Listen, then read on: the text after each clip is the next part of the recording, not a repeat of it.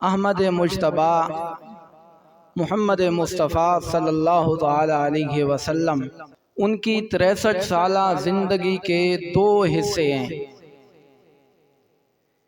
ایک حصہ ان کا نبوت کے اعلان سے پہلے کا ہے اور دوسرا حصہ نبوت کے اعلان کے بعد کا ہے۔ پہلے حصے کی زندگی 40 سال نبوت سے پہلے کی، اور نبوت کے بعد کا جو عرصہ ہے اس کی مدت اور لمٹ ہے 23 سال۔ اب ان میں سے جو میرے نبی کی زندگی کا پہلا حصہ ہے 40 سال کا، آپ کی زندگی کے اس 40 سال میں کسی ایک آدمی کو بھی میرے نبی سے اختلاف نہیں تھا۔ مشرکین مکہ میں سے کسی ایک آدمی کو میرے نبی کے 40 سال میں سے کسی ایک سیکنڈ کی بات کے اوپر بھی کسی ایک کو بھی اعتراض نہیں تھا۔ تمام کے تمام میرے نبی کی کردار سے، میرے نبی کی بات سے، میرے نبی کی سیرت سے 40 سال تک متفق رہے، مانتے تھے، اور اس حد تک مانتے تھے کہ جس گلی سے نبی علیہ السلام گزر رہے ہوتے تو آپ کا نام نہیں لیتے تھے ادب اور احترام کی وجہ سے، بلکہ کہتے تھے وہ صادق جا رہے ہیں، وہ امین جا رہا ہے، وہ امانت دار آدمی جا رہا ہے۔ گویا کہ ان کی نظر میں اخلاص کا، دیانت کا، امانت کا، شرافت کا پیکر تھے تو محمد الرسول اللہ صلی اللہ تعالی علیہ وسلم تھے۔ اور اس حد تک کہ اپنے فیصلوں میں، اپنے جھگڑوں میں، اپنے اختلافات میں نبی کریم صلی اللہ تعالی علیہ وسلم کو حاکم، فیصل اور جج مانتے تھے۔ دو بھائیوں کا اختلاف ہوتا، دو خاندان والوں کا اختلاف ہوتا، دو پڑوسیوں کا اختلاف ہوتا، دو رشتہ داروں کا اختلاف ہوتا، کسی قسم کے دو تاجروں کا اختلاف ہوتا، تو اگر وہ حاکم، فیصل، جج بنانے کے لیے راضی ہوتے تھے تو محمد الرسول اللہ کو فیصل بناتے۔ اور آپ جانتے ہیں کہ فیصل اور حاکم اور جج اس آدمی کو بنایا جاتا ہے جس کی امانت پہ، جس کی دیانت پہ، جس کی شرافت پہ دونوں کے دونوں متفق ہو جائیں، دونوں کو اتفاق ہو کہ اس کی ہر بات 100% ہمارے نزدیک قابل عزت اور قابل احترام ہے۔ تو گویا کہ میرے نبی کی زندگی کے 40 سال میں میرے نبی کو جج مان کر انہوں نے اس بات کی تصدیق کر دی کہ پورے مکہ میں اگر ہمیں سب سے زیادہ قابل اعتماد آدمی نظر آتا ہے تو وہ محمد الرسول اللہ ہے۔ یہ دشمنوں کی بات ہو رہی ہے، اپنوں کی نہیں۔ اور پھر اس کے بعد میرے نبی نے جب صفا کی پہاڑی پہ چڑھے، اعلان نبوت سے تھوڑا سا وقت پہلے صفا کی پہاڑی پہ چڑھ کے اعلان کرتے ہیں، لبثت فیکم عمر سنین، میں نے تمہارے اندر زندگی کا ایک عرصہ گزار دیا، 40 سال تمہارے اندر میری زندگی کے گزرے، جن میں میرا بچپن بھی، جن میں میرا لڑکپن بھی، جن میں میری جوانی بھی، جن میں میرا بکریاں چرانا بھی، جن میں میرا شام کی طرف تجارت کر کے جانا بھی، میرا کھانا پینا اٹھنا بیٹھنا، 40 سال میں نے تمہیں گزارے ہیں۔ یہ بتاؤ میرے کردار کی سفید چادر پہ تمہیں کوئی داغ نظر آتا ہے تو دکھاؤ۔ اپنے کردار کو پیش کیا 40 سال، اور یہ بات کرنا آسان نہیں ہے۔ میں اگر یہاں پہ بات کروں کہ میری ذات میں کوئی کردار، کوئی عیب دکھاؤ تو کوئی کمال نہیں۔ آپ کو کیا پتا میرا بچپن کیسے گزرا؟ آپ کو کیا پتا میں پہلی زندگی جانے سے پہلے کیا تھا؟ یہ کمال تو تب ہے جب میں ان میں بات کروں جو میری زندگی کے ایک ایک پل میرے ساتھ رہے، جن کی جوانی میرے ساتھ گزری، جن کا بچپن میرے ساتھ گزرا، میرے اسکول کے کلاس فیل، ان کے سامنے بات کروں تو کمال ہے۔ میرے نبی نے ان تمام مشرکین مکہ سے سوال کیا جن میں بچپن کے یار بھی، جن میں کٹھے بکریاں چرانے والے بھی، جن میں تجارت کا سفر کٹھے کرنے والے بھی، جن میں سارے رشتہ دار بھی، ان میں میرے نبی نے اعلان کیا، بتاؤ اگر میری سفید چادر پہ تمہیں کوئی عیب نظر آتا ہے تو دکھاؤ۔ تمام نے کہا قد جربنا لکا مرارا ما وجدنا فیک الا صدقا، ہم نے بار بار تجربہ کیا، ہم نے بار بار دیکھا، بار بار تصدیق کی، بار بار تحقیق کی، جس مرتبہ بھی ہم تحقیق کرتے ہر مرتبہ آپ صداقت کے پیکر نظر آتے۔ یہ میرے نبی کی نبوت کا پہلا حصہ ہے جس کا وقت ہے 40 سال۔ اس میں میرے نبی کے اوپر تمام کے تمام مشرکوں کو، تمام کافروں کو اتنا اتفاق تھا کہ کوئی ایک آدمی بھی اختلاف نہیں کرتا تھا۔ پھر اس کے بعد نبی مکرم صلی اللہ تعالی علیہ وسلم نے ایک پیغام دیا، نبوت کا اعلان کیا۔ اب پیغام میں بعد میں ذکر کروں گا۔ نبوت کا اعلان کیا، ایک پیغام دیا جس کی وجہ سے وہی لوگ جو میرے نبی کو صادق، امانتدار، دیانتدار، شرافت کا پیکر سمجھتے تھے، وہی لوگ تمام کے سامنے آپ کو کاہن، ساحر، مجنون اور معاذ اللہ پاگل اور دیوانہ کہنے لگے، اور وہ بھی تمام کے تمام مجمع کے سامنے۔ آپ کا حوصلہ دیکھیے، ہماری کیا حیثیت، ہمارا کیا مقام۔ ہم تو نبی علیہ السلام کے مقابلے میں ان کے پاؤں پہ لگی ہوئی مٹی کے کروڑویں حصے تک بھی نہیں پہنچ سکتے۔ میں جہاں سے تقریر کر کے باہر نکلوں، کوئی مجھے کہے او دجال، او کذاب، او جھوٹے، مجھ سے برداشت نہیں ہوگا، میری کیا حیثیت۔ لیکن نبی علیہ السلام امام الانبیاء ہیں، ان کا حوصلہ دیکھیے، ان کا جگرہ اور محنت دیکھیے کہ جنہوں نے ہماری خاطر یہ برداشت کیا کہ وہی لوگ وہ جو امانتدار، دیانتدار، شرافت کا پیکر، اخلاص کا پیکر، محنت کا پیکر، صادق کہتے، امانتدار کہتے، اپنے فیصلوں میں جج، حاکم مانتے تھے، وہی لوگ آج پورے کے پورے مجمع میں کوئی آپ کو کاہن، کوئی آپ کو معاذ اللہ پاگل، کوئی آپ کو بے دین کہے۔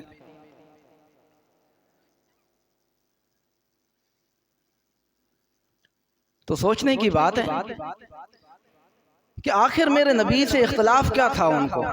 بس یہی بات میں نے آج آپ کو سمجھانی ہے کہ ہمارے نبی کا اور مشرکین مکہ کا اصل اختلاف کیا تھا، وہ کون سا بنیادی پوائنٹ تھا جس کی وجہ سے دونوں ایک دوسرے کے مخالف بن گئے۔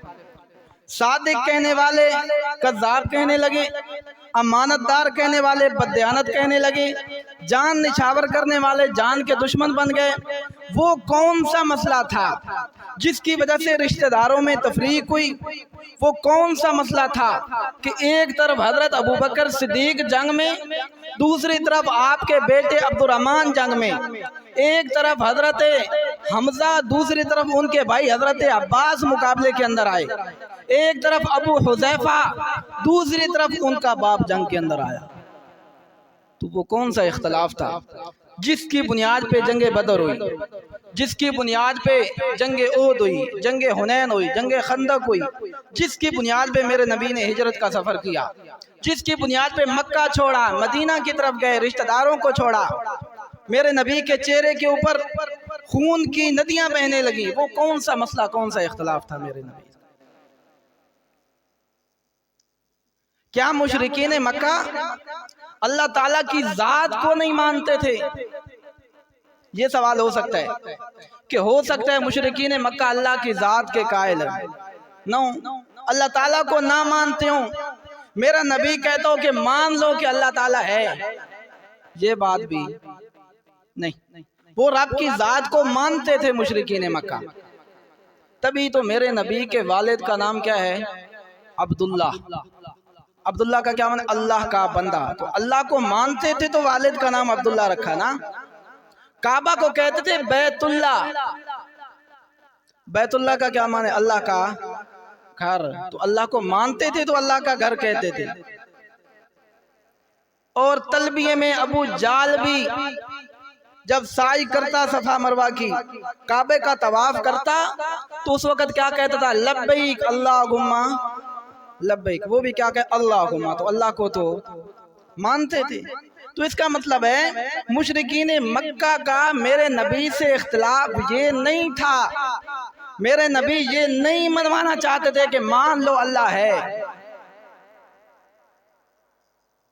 ایک اور دلیل، ان کو کہا جاتا ہے مشرکین مکہ.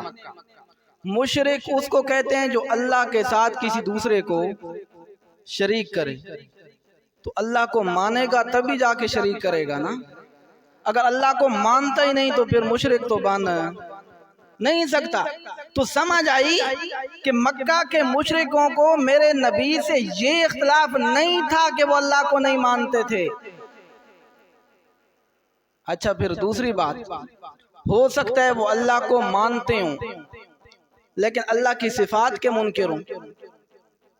اللہ کے علیم ہونے کے، سمیع ہونے کے، بصیر ہونے کے، حی ہونے کے، قدیر ہونے کے، عالم الغیب ہونے کے، حاضر ناظر ہونے کے، مختار کل ہونے کے، عزت ذلت دینے والا، بیٹیاں اس کے منکروں ہو سکتا ہے.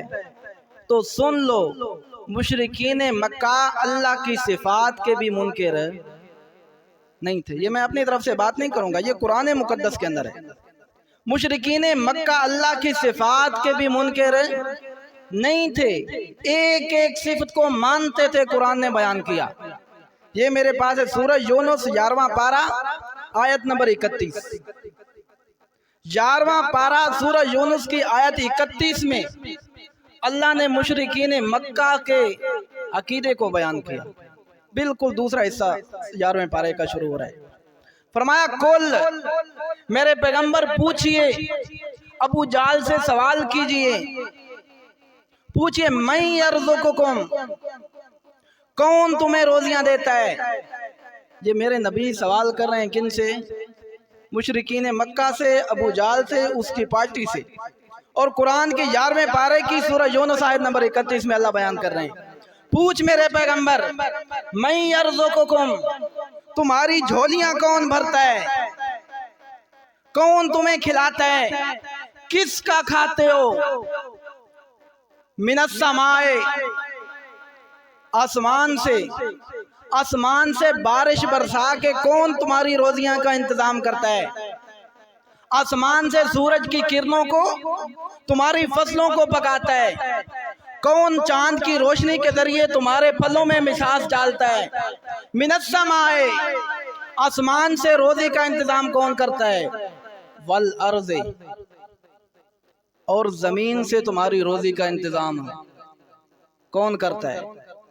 اب زمین سے تم خود جانتے ہو، زمین سے ایک دانہ ڈالا، دانہ گلا، اس کے بعد اسی 2 شاخیں کونپلیں نکلی. ایک زمین کے اندر گئی، جڑ بن گئی، اور دوسری اوپر گئی اور تنا بن گئی. یہ کون کرتا ہے؟ اللہ نے کہا میرے پیغمبر پوچھ، ابو جال سے پوچھ یہ کون کرتا ہے. اور اللہ کی قدرت دیکھیے، اوپر آنے والی شاخ جس نے نیچے جانا تھا وہ نیچے گئی، کبھی دائیں بائیں نہیں ہوئی. جس نے اوپر جانا تھا اس کو کس نے بتایا کہ تو نے؟ یہ نہیں ہوا کہ کبھی درخت اس طرف چل پڑا ہو، کبھی درخت کی کونپل اس طرف گئی ہو، ساری زمین کو پھاڑتی گئی. یہ اس کو کس نے سمجھایا؟ پوچھ میرے پیغمبر ان سے. اور پھر اس کے بعد کونپل لوہے کی ہوتی ہے، سٹیل کی ہو، پتل کی ہو، نرم سی ہاتھ لگانے سے بھی ٹوٹ جاتی ہے. سخت سخت پتھریلی زمین سے بھی کس نے اس کو طاقت دی کہ زمین کے سینے کو چیر کے باہر نکل آئی. فرمایا میرے پیغمبر پوچھ ان مشرکین مکہ سے پوچھ من یرزقکم، یہ سارے انتظام کر کے تمہیں روزیاں کون دیتا ہے، کون تمہارا بندوبست کرتا ہے یہ سارا کا سارا. اور امن یملک السمع والابصار، اور دوسری جگہ پہ والافئدہ، تمہارے کانوں کو کس نے بنایا، یہ سوال ہو رہا ہے کن سے؟ مشرکین مکہ سے میرے نبی سوال کر رہے ہیں کہ تمہارے کانوں کو کس نے بنایا، تمہاری آنکھوں کو؟ من یخرج الحی من المیت ویخرج المیت من الحی، کون زندہ سے مردہ کو اور مردہ سے زندہ کو پیدا کرتا ہے؟ مرغی زندہ، مردہ انڈے کو اس سے بنایا، انڈا مردہ، زندہ چوزے کو اس سے نکالا، انسان زندہ نطفے کو اس سے نکالا، نطفہ مردہ زندہ انسان کو اس سے بنایا۔ فرمایا پوچھ میرے پیغمبر مان یہ کرتا کون ہے؟ فرمایا میرے پیغمبر جب تو یہ روزی کا سوال کرے گا کہ آسمان سے روزی کا انتظام کس نے کیا، زمین سے روزی کا انتظام کس نے کیا، تمہارے کانوں کو کس نے بنایا، تمہاری آنکھوں کو کس نے بنایا، تو یہ سارے کے سارے یک زبان ہو کے کہیں گے فَسَيَقُولُونَ اللَّهُ، کیا کہیں گے؟ کس نے کیا؟ تو پھر اختلاف کیا رہا؟ اللہ کی صفتوں کے تو وہ منکر نہیں تھے۔ اچھا صرف یہاں تک نہیں، بلکہ فرمایا میرے پیغمبر ہم کیا کیا چیز پوچھیں کہ فلاں چیز کو اللہ نے بنایا، فلاں چیز کو اللہ نے بنایا، تو تمام سوالوں کا ایک ہی سوال بنا لے اور پوچھ من یدبر الامر، یہ پوری دنیا کے نظام کو کون چلا رہے ہیں؟ ہم ایک ایک چیز کے بارے میں پوچھیں اس کا مالک کون، اس کا مالک کون، اس کا مالک کون، اس کا مالک کون، پھر تو سوالوں سے پورا قرآن بھر جائے گا۔ ہم سارے سوالوں کا ایک ہی سوال بنا لیتے ہیں، من یدبر الامر، یہ پوری کائنات کا نظام، پوری کائنات کی تدبیریں کون سنبھالے ہوئے ہیں؟ اس سوال کی دوسری جگہ پہ اللہ نے وضاحت کی، فرمایا میرے پیغمبر پوچھ کل من ما فی السماوات والارض، یہ سارے سوال ان سے ہو رہے ہیں جو آپ کے مقابلے میں کھڑے ہیں۔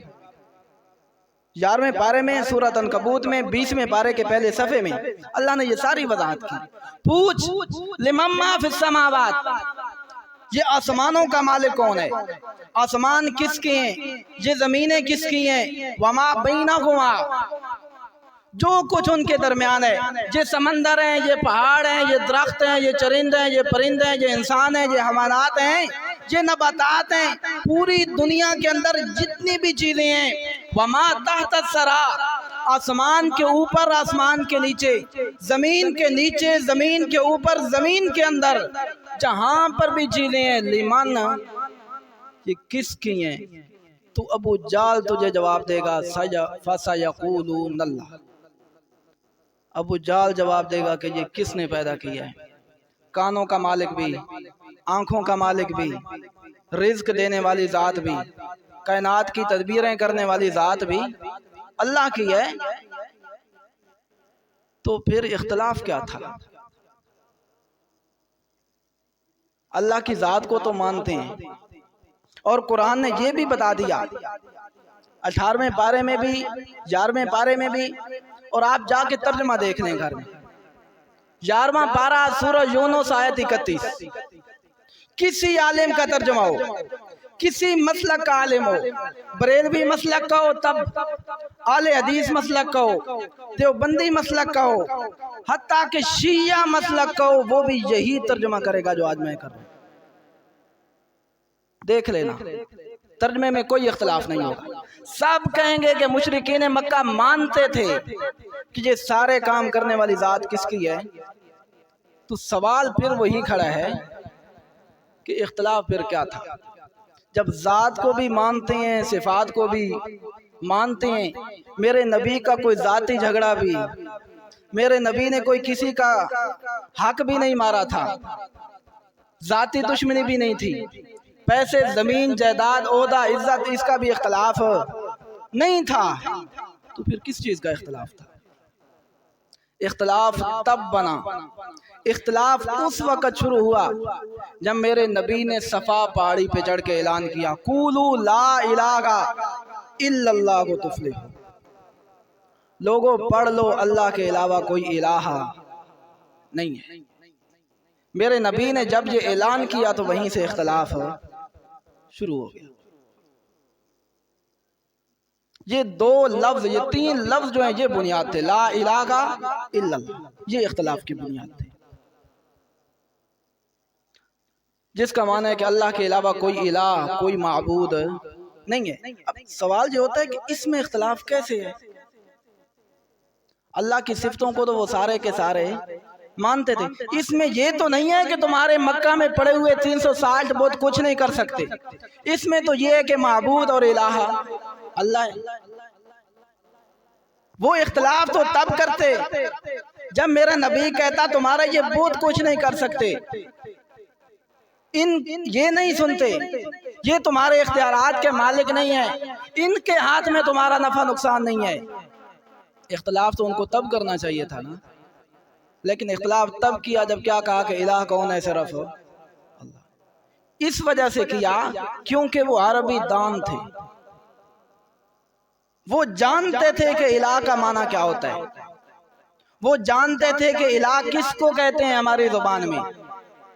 ان کو پتہ چل گیا کہ اگر یہ مان لیا نا کہ الہ صرف اللہ ہے تو پھر ان کی عبادت نہیں کرنی پڑے گی، پھر ان کے نام کے ان کے سجدے نہیں کرنے پڑیں گے، پھر ان کے آگے نہیں جھکنا پڑے گا، پھر ان سے حاجات نہیں ماننی پڑیں گی، پھر ان کے بارے میں یہ نظریہ نہیں رکھنا پڑے گا کہ کائنات کو یہ چلاتے ہیں، پھر مانگنا بھی اسی سے پڑے گا، سجدہ بھی اسی کا کرنا پڑے گا، ہر چیز کا مالک بھی اسی کو ماننا پڑے گا۔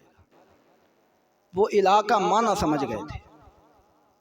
آج ہماری کمزوری یہ ہے کہ ہم عجمی، ہم عربی زبان کو سمجھتے نہیں، ہم یہ دعویٰ بھی کرتے ہیں الہ اللہ، پھر بھی سجدے کسی اور کے۔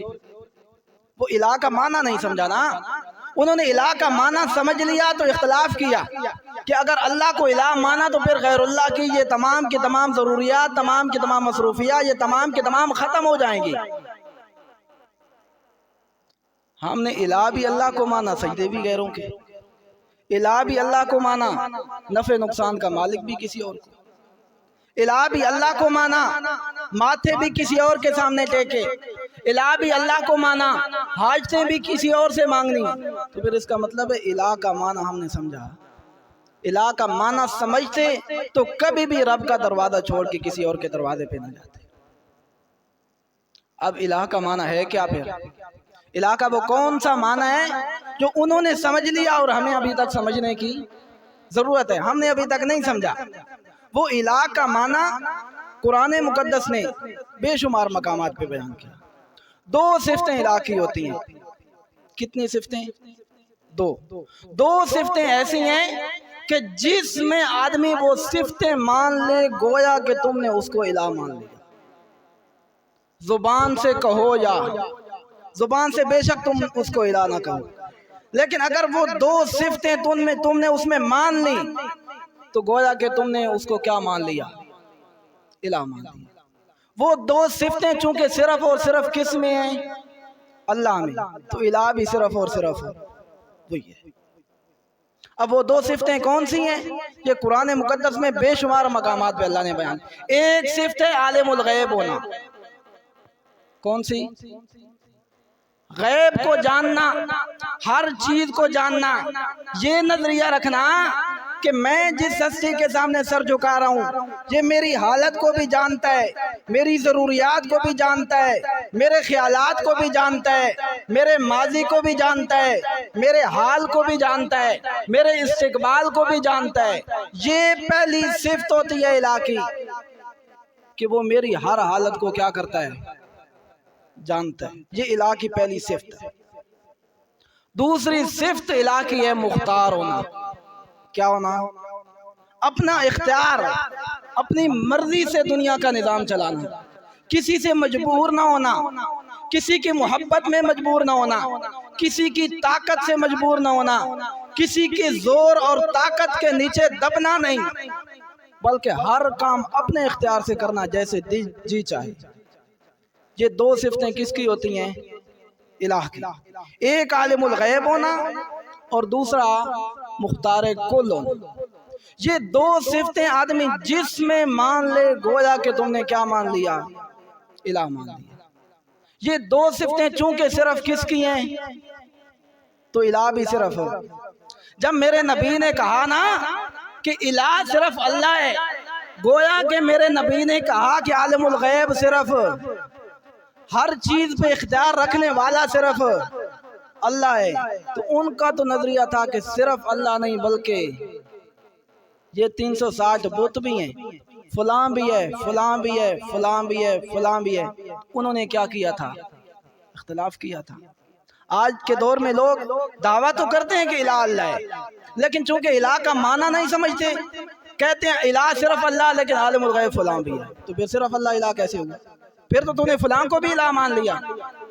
اچھا پھر اس پر دلیل کہ الہ کی یہ دو صفتیں کس کی ہوتی ہیں؟ الہ کی، کسی اور کی. یہ میں اپنی طرف سے بات کروں تو پھر تم کہہ سکتے ہو مولوی صاحب تیری بات ہم کیوں مانیں؟ اختلاف ہوا ہی تب کہ جب سٹیج پہ بیٹھنے والے نے، ممبر پہ بیٹھنے والے نے جو منہ میں آیا کہہ دیا اور عوام نے کوئی دلیل کا مطالبہ بھی نہیں کیا. کسی نے اپنے مذہب کی بنیاد پہ کوئی بے دلیل بات کہہ دی، کسی نے اپنے استاد کے دفاع میں یہ بات کہہ دی، کسی نے اپنے مشن اور اپنی جماعت کے دفاع میں یہ بات کہہ دی، اور عوام الناس نے دلیل کا مطالبہ بھی. میں یہ اپنی طرف سے بات نہیں کر رہا، یہ قرآن کی آیت ہے، سورۃ آل عمران آیت نمبر 5 اور 6. اللہ نے یہ دو صفتیں بیان کی ہیں پہلے، پھر اس کے بعد کہ یہ دو صفتیں اگر میری ہیں تو الہ بھی. پہلی صفت یہ بیان کی، ان اللہ لا یخفی علیہ شیء فی الارض ولا فی السماء. اللہ وہ ہے لا یخفی، کوئی چیز مخفی نہیں ہے اس سے، فی الارض ولا فی السماء. کون سی صفت آ گئی؟ عالم الغیب ہونے والی. زمین کی ہر چیز بھی، آسمان کی ہر چیز بھی. تو پہلی صفت آ گئی کہ عالم الغیب. دوسری صفت هو الذی یصورکم، وہ تمہاری تصویریں بناتا ہے، تمہاری شکلیں بناتا ہے، تمہارے 360 جوڑ وجود کے بناتا ہے. اور کیسے بناتا ہے؟ کسی کے کہنے پہ نہیں، زبردستی نہیں، مجبور ہو کے نہیں، بلکہ کیف یشاء، جیسا کہ وہ. تو کون سی صفت آ گئی؟ مختار کل ہونے والی. زمین آسمان کے جاننے والا عالم الغیب بھی وہی، تمہاری اپنی مرضی سے شکلیں بنانے والا مختار بھی وہی. تو پھر فرمایا جب یہ دونوں صفتیں میری ہیں تو لا الہ، پھر الہ بھی. دو صفتیں بیان کر کے آگے کیا کہا کہ الہ صرف سورۃ آل عمران کی آیت نمبر 3-4 میں. اسی طریقہ سے سورۃ طٰہٰ 16واں پارہ اس کی آیت نمبر 5 اور 6 میں بھی یہی بیان کیا. اس میں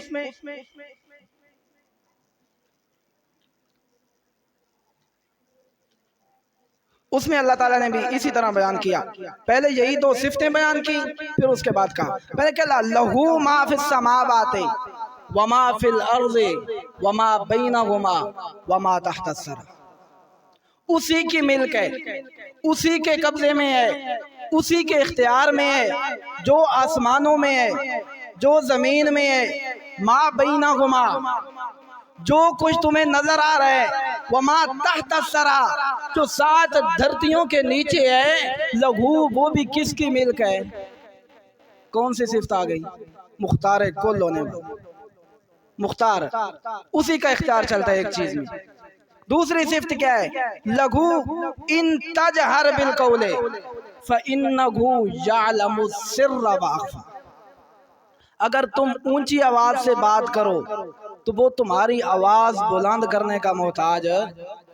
فإنہ یعلم السر، وہ تمہارے رازوں کو بھی جانتا ہے، رازوں کو. وأخفی، اور راز سے مخفی چیزوں کو بھی جانتا ہے. یہ کون سی صفت آ گئی؟ علم غیب والی. جانتا ہے، عالم الغیب ہے. تو اب لفظ دیکھیے، فرمایا یعلم السر، تمہارے راز کو جانتا ہے. اب راز کیا چیز ہوتی ہے؟ راز وہ بات ہوتی ہے جو میرے دل میں ہے، میں نے کسی کو بتائی، میرے دوست کو نہیں پتا، میرے ساتھ بیٹھے ہوئے کو نہیں پتا، میرے بھائی کو نہیں پتا، میری بیوی کو نہیں پتا، صرف میرے دل میں ہے، میں نے زبان پہ نہیں لائی. اس کو کیا کہتے ہیں؟ راز. اللہ کہتے ہیں یہ بھی میں جانتا ہوں اور اس سے بھی مخفی چیزوں کو میں جانتا ہوں. اب اس سے مخفی چیز کیا ہے؟ اس سے مخفی چیز ہمارے ذہن میں تو کوئی کہ جب میرے دل میں ہے میں نے اپنی زبان پہ بھی ابھی تک نہیں لائی تو اس سے مخفی کیا چیز ہو سکتی ہے؟ گویا کہ اللہ کہنا یہ چاہتے ہیں جو ابھی تک تو دل میں چھپائے بیٹھا ہے وہ بھی میں جانتا ہوں، اور جو تیرے دل میں ابھی تک آیا نہیں ہے 20 سال بعد آئے گا وہ اب میں جانتا ہوں۔ یہ کون سی صفت آ گئی؟ عالم الغیب۔ یہ دو صفتیں بیان کی، زمین آسمان درمیان تحت سرا تمام کو میں جانتا ہوں، میری ملک میں ہے مختار میں ہوں، تمہارے دل کے رازوں کو میں جانتا ہوں، عالم الغیب میں ہوں۔ جب یہ دو صفتیں میری ہیں تو اللہ کو لا الہ، تو پھر الہ بھی، تو سمجھ آ گئی کہ الہ کس کو کہتے ہیں جس کے اندر کون سی دو صفتیں ہوں؟ عالم الغیب ہونا جس کی صفت ہو، مختار کل ہونا جس کی صفت ہو، اس کو کیا کہتے ہیں؟ الہ کہتے ہیں۔ اب اگر کسی میں یہ صفت مان لی، کسی بڑے میں چھوٹے میں، اپنے میں بیگانے میں، قریبی میں دور کے میں، اللہ کے محبوب میں اللہ کے دشمن میں، کسی زندہ یا مردہ میں، ان دو صفتوں میں سے کوئی ایک صفت بھی مان لی گویا کہ اس کو کیا مان لیا؟ الہ مان لیا۔ یہ دو صفتیں چونکہ اللہ کی ہیں تو الہ بھی صرف میرے نبی کا یہی اختلاف تھا مشرکین سے، وگرنہ اللہ کی ذات کو بھی مانتے تھے، اللہ کو خالق، مالک، رازق، مختار، سمیع، بصیر، حی، علیم، قدیر۔ یہ ہم نے پہلے ذکر کر چکا سورہ یونس کے حوالے سے، اس میں اللہ نے مشرکین کا عقیدہ بیان کیا کہ وہ مانتے تھے کہ کائنات کی تدبیریں وہی کرتا ہے، میں یرزقکم، روزیاں ہماری جھولیاں وہی بھرتا ہے، ہم اسی کا کھاتے ہیں، ہمارے کانوں کا مالک بھی وہی ہے، ہماری آنکھوں کا مالک بھی وہی ہے، زمین و آسمان کی تمام چیزیں اسی نے پیدا کی ہیں۔ یہ ساری چیزیں مانتے تھے، ذات کو بھی مانتے تھے، صفات کو بھی مانتے تھے، اختلاف یہی تھا کہ اللہ کی یہ دو صفتیں وہ غیروں میں مانتے تھے، جس کی بنیاد پر اختلاف ہوا۔ اللہ رب العزت ہمیں حق اور توحید سمجھنے کی توفیق